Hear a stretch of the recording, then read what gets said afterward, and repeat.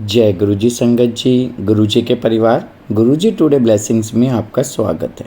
Channel पर नए हैं तो चैनल को शेयर करें और सब्सक्राइब करें और साथ में लगे हुए बेल आइकॉन के बटन को प्रेस करके ऑल पर क्लिक कर दें ताकि डेली अपलोड होने वाले गुरु जी के सत्संग और ब्लेसिंग संगत जी आप तक पहुंच सके। संगत जी, अगर आप अपना सत्संग गुरु जी के इस प्यारे से चैनल पर अपलोड करवाना चाहते हैं तो डिस्क्रिप्शन बॉक्स में दिए गए हमारे व्हाट्सअप नंबर पर आप अपना सत्संग वॉइस मैसेज के रूप में रिकॉर्ड करके हमें भेज सकते हैं ताकि हम गुरु जी के इस प्यारे से चैनल पर आपका सुंदर सा सत्संग अपलोड कर सकें। जय गुरु जी। आज का सत्संग संगत जी कई सवालों का जवाब है कि वाकई ये जो सोशल मीडिया पे गुरु जी के मैसेजेस आते हैं ये गुरु जी के होते हैं या क्या है। ये मतलब कि वाकई बहुत मज़ेदार बात हो गई है ये। और मैं आपको अपना एक्सपीरियंस से अगर मैं बताऊं, पिछले काफ़ी समय से जब से गुरु जी ने सेवा बख्शी है ना, तो पूरे वर्ल्ड से लोगों के साथ सत्संग शेयर होते हैं। लोग कई लोग खाली अपने एक्सपीरियंस ही फ़ोन पे शेयर करते हैं, वो सत्संग नहीं भेज पाते। तो उनको देखते हुए मेरा अपना पर्सनल अनुभव है जो मैं आपके साथ शेयर कर रहा हूँ। हो सकता है कि आप इससे असहमत हो तो मुझे माफ़ कीजिएगा कि गुरुजी ने भी ना, गुरुजी को देखो अपने आप को चेंज करने में गुरुजी को तो समय लगता ही नहीं। कब कहाँ ब्लेसिंग देनी है, किसको कहाँ करना है, वो गुरुजी के लिए तो सोच मतलब कि एक क्षण भी बहुत ज़्यादा है। तो गुरुजी ने पहले संगत के थ्रू ज़्यादा मैसेज आते रहे, लेकिन अब गुरुजी ने भी ना पूरा अपना वर्किंग स्टाइल से कहते हैं चेंज कर दिया। ऐसे ऐसे मैसेज संगत के पास आ जाते हैं सोशल मीडिया प्लेटफॉर्म्स के थ्रू कि जो दोबारा ढूंढने पे मिलते ही नहीं हैं। वो सिर्फ उन्हीं के पास ही आते हैं और किसी के पास आते ही नहीं है। मैंने बहुत बार देखा है ये।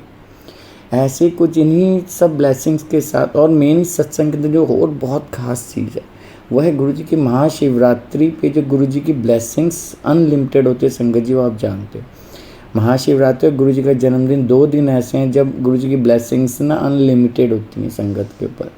और ये महाशिवरात्रि को इतनी ब्लेसिंग आंटी को गुरु जी की मिली है ना कि उनकी पूरी लाइफ चेंज हुई है उससे। बहुत खूबसूरत सत्संग है, बहुत सारे सवालों का जवाब देगा आपके ये। लास्ट तक सत्संग को ध्यान से सुनिएगा। और सत्संग हमारे साथ शेयर किया फरीदाबाद से नेहा आंटी जी ने। हाँ जी, फरीदाबाद से नेहा आंटी जी ने सत्संग हमारे साथ शेयर किया। मैं दिल से उनका शुक्राना करता हूँ कि उन्होंने गुरु जी से आज्ञा लेकर गुरु जी के इस प्यारे से चैनल पर अपना सत्संग शेयर किया। चलिए सत्संग स्टार्ट करते हैं। जय गुरु जी। जय गुरु जी, शुक्राना गुरु जी। संगत जी, मैं गुरु जी की ब्लेसिंग्स को शेयर करना चाहती हूँ। गुरु जी ने मुझ पे बहुत ही कृपा करी। संगत जी, मैं पिछले 21 दिसंबर 2023 से मैं बहुत ही परेशान हो गई थी और पता नहीं मुझे क्या होता था। मैं बड़ी परेशान थी। मैं डॉक्टर के पास गई, उन्होंने ट्रीटमेंट कराया तो 4 दिन दवाई खाती थी और 5वें दिन मैं फिर वही महसूस करती जो पहले दिन फ़ील करती। संगत जी, मैं कंटिन्यू दवाई लेने जाती। 4-5 दिन बाद दवाई ख़त्म होने से पहले ही मैं दवाई लेने चली जाती थी। मुझे इतनी परेशान थी कि मुझे डर था कि मैं बिना दवाई के कैसे जीऊँगी। संगत जी, आप मानोगे नहीं कि मैं अपनी फीलिंग्स को अगर किसी के साथ शेयर करती तो मतलब मुझे डर लगता था, पता नहीं वो मेरी फीलिंग्स सुनेगा या नहीं सुनेगा। और कई बार तो वो ऐसा कहते थे कि तेरे को किस चीज़ की कमी है, सब कुछ तो है तेरे पास, तू बेकार में टेंशन लेती है। संगत जी, जिसके ऊपर बीतती है शायद उसी को ही पता होता है। मेरे रब को पता था कि मैं क्या फ़ील कर रही थी। मैं बहुत ही परेशान थी। एक दिन मेरी मम्मी ने मुझसे कहा कि तू बेटा अपने आप को गुरु जी के हवाले कर दे। संगत जी, मैं फिर नेक्स्ट डे मतलब नेक्स्ट मंडे मैं गुरु जी के बड़े मंदिर गई और मैंने गुरु जी से प्रार्थना करी कि गुरु जी, मैंने अपने आप को सौंप दिया है, अपनी लाइफ को सौंप दिया है, गुरु जी कृपा करिए। 2-3 हफ्ते बीत गए, 4 हफ्ते बीत गए। हर बार डॉक्टर का एक ही क्वेश्चन होता था कि आप कैसे हो, और मेरे पास जवाब नहीं होता था कि मैं ठीक हूँ या नहीं, तो वो फिर मुझे दवाई दे देते थे। जनवरी लास्ट में मैंने गुरु जी के 105 वचन को यूट्यूब पर सुना और बहुत अच्छे से सुना। मन में मैं मंत्र जाप भी करती थी और साथ साथ घर का काम करती थी। दिखने में मैं बिल्कुल ठीक थी। दूसरे बंदे को लगता था कि ये तो यार बिल्कुल ठीक है, चलती है फिरती है, क्या परेशानी है, सोच की क्या परेशानी होती है। मतलब मेरे लिए हर दिन बिताना बहुत ही मुश्किल होता था। मुझे ऐसा लगता था कि मैं बंद हूँ हर जगह से। कोई मेरा गला दबाता है, गला घुटन इतनी महसूस होती थी कि शायद गुरुजी समझ सकते हैं। गुरुजी के वचनों में वचन था कि कभी भी बस स्टोन धारण नहीं करना चाहिए, अगर इसका उल्टा असर हो जाए तो बहुत परेशान करता है। तो मैंने पहना हुआ था, जैसे ही मैंने उसे उतारा संगत जी, जनवरी लास्ट में ही मैं थोड़ा सा इम्प्रूवमेंट मुझे आने लग गई, लेकिन फिर भी मुझे फीलिंग्स आती थी, परेशान होती थी। उसके बाद मेरे पास फेसबुक पर मैसेज आते थे कि शिवरात्रि वाले दिन बेटा तू चिंता मत कर, ठीक हो जाएगी। कौन भेजता है ये मैसेज मुझे नहीं पता, लेकिन जिसका जैसे भाव होता है उसके पास वैसे ही मैसेज पहुंच जाता है। संगत जी, शिवरात्रि वाले दिन मेरे साथ एक ऐसा चमत्कार हुआ, गुरुजी ने ऐसी ब्लेसिंग दी मुझे कि मैं 18 फरवरी शिवरात्रि वाले दिन से लेके अब तक बिल्कुल नॉर्मल लाइफ जी रही हूँ। मेरे को गुरुजी मैसेज करते रहते थे कि तू चिंता मत कर, चिंता मत कर। मेरी मम्मी के पास भी मैसेज आया था कि क्या बोलते हैं कि लड़की के ऊपर बहुत बड़ा भार था, वो अब तू चिंता मत कर, टल गया। और गुरुजी के एक बार एक मैसेज आया मेरे पास कि तू मेरी बात तो मानती है, तू मुझे तो मानती है, लेकिन तू मेरी गल्ला नहीं मानती। तो ये बात मेरे मन में बड़ी खटक रही थी फरवरी स्टार्टिंग में ही।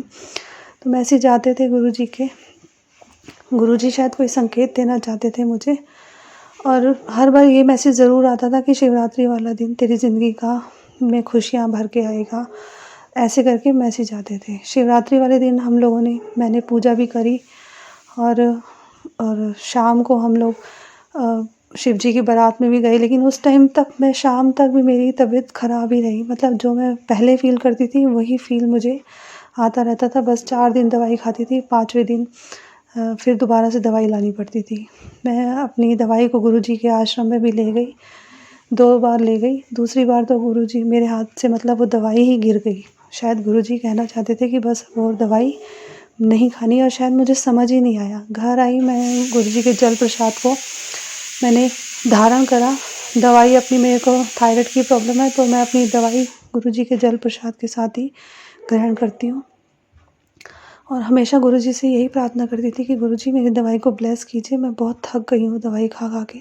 दवाई ख़त्म होने से पहले ही मैं दोबारा दवाई ले आती थी कि नेक्स्ट डे मैं बिना दवाई के पता नहीं रह पाऊँगी या नहीं रह पाऊँगी। और मेरा डॉक्टर से एक ही क्वेश्चन होता था कि सर मैं कब अपनी नॉर्मल लाइफ जीऊँगी, जैसे हर लोग ज़िंदगी जीते हैं, खुशी से रहते हैं। मेरे दिमाग में बस एक ही बात होती थी कि आज का दिन बीत गया, अब कल का पता नहीं कैसे बीतेगा, कल की रात कैसे बीतेगी। बहुत परेशान होती थी। संगत जी, गुरुजी कब कैसे ब्लेस करते हैं हमें नहीं पता, लेकिन वो हर संगत पर कृपा करते हैं। अचानक महाशिवरात्रि वाले दिन इवनिंग में मेरे को ऐसा लगा कोई मुझे पुश कर रहा है और ये बोल रहा है बार बार कि इसे उतरवा दे, इसे उतरवा दे। संगत जी, जैसी वो चीज़ उतरी, मेरे सिर से जैसे कोई पल्लू खिसक के नीचे ज़मीन पर आ जाता है, वैसे ही जैसे सिर से कोई बला उतर के वो चीज़ बाहर चली गई हो। संगत जी, मैं बिल्कुल नॉर्मल हो गई। सच में गुरुजी की ब्लेसिंग्स हैं जो आज मैं बिल्कुल ठीक हूँ। गुरुजी बहुत ही कृपा करते हैं, गुरुजी का लख लख शुक्राना। आज मैं बिल्कुल वैसी नॉर्मल लाइफ जी रही हूँ जैसे कोई एक आम आदमी जीता है। गुरुजी ने मेरे पर बहुत कृपा करी है। जिस गहराई में मैं खड्डे में गिरी हुई थी, गुरुजी ने मेरा हाथ पकड़ के मुझे उस गहराई से निकाल लिया। जय गुरुजी।